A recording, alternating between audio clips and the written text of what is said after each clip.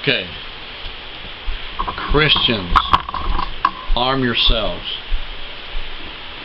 Arm yourselves with knowledge. Arm yourselves with understanding. Arm yourselves with love. Arm yourselves with commitment. I know the book of Ephesians talks about put on the whole armor of God, breastplate of righteousness, and preparation of the gospel, your feet, preparation of the gospel of peace. And I want to talk to you about what some of those things mean today, how that we're to use a couple of those things in our battles, like your helmet.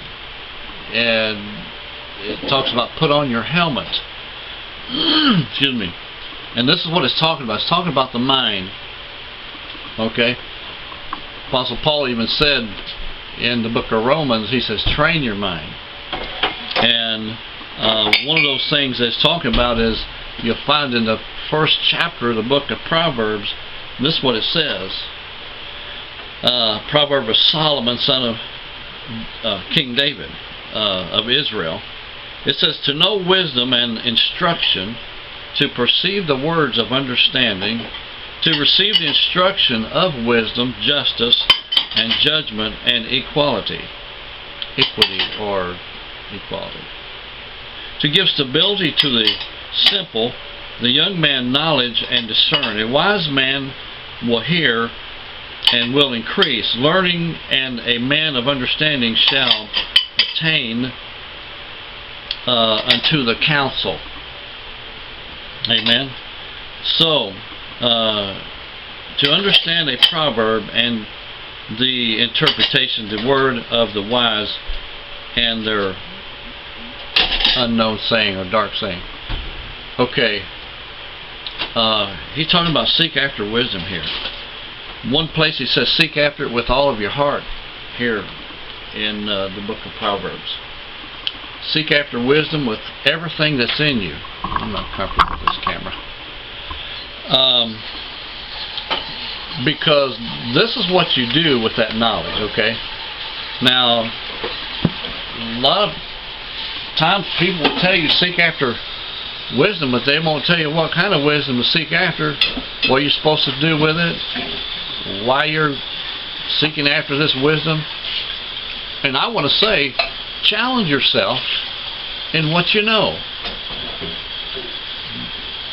Get on YouTube, Facebook, factory where you work, friends you know, find out who is in disagreement with you about anything that you know and sharpen your wit. That's what practicing battle for is. When you're getting your army together and ready, they don't just hand everybody a sword and say, now go out there and fight. No, they practice with that sword until they get the thing right, until they get it perfected. They train themselves, just like Apostle Paul said in the book of Revelations. They train themselves, and God will train you in it. That's the whole purpose of fasting and praying. You're tested in what you know. Love untested is not love at all. It's just a fascination with something. But when love is tested, it grows strong. It bonds. And that's what we do with in our training. Go out and test yourself to the fullest. If you meet somebody that makes you look like a fool, don't give up. Go back and study up some, again and get to know that subject very well. And go back and face that guy again. Face that devil again, so to speak. But go back there and train yourselves in the right fashion and in the right way. I do that all the time, and I've done it for years now. Not too many years, but if somebody had just told me that I needed to challenge myself in all these things that I know and test myself and gain wisdom, man, how much farther today I would be ahead of what I am right now. You know, and the problem with most churches and most pastors today is that they don't challenge. There is no challenge to them. They set themselves up like a king on a pedestal, and everybody around them is a yes man, and anybody that disagrees with them, they throw them out the front door. That's not a wise man at all. That's a very silly man, come to think of it. And if you have somebody around you that is testing what you know, keep him in a place where he can't hurt you, but don't throw him out the front door. You know what I mean? Especially until you see if he's right or not. He could be right. And if like I tell all atheists, I say, look, if God is real, He is findable.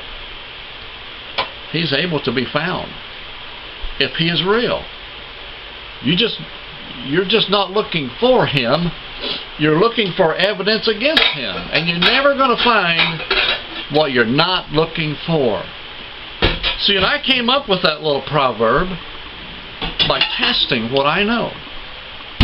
I never would have been any wiser than 98% of the preachers that are in churches today. As a matter of fact, most preachers, when they hear me talk for 5 minutes, I scare them to death, because they have no idea, number one, where I got the wisdom I've got, and number two, I challenge everything they believe in within the first 5 minutes of our conversation, and it scares them.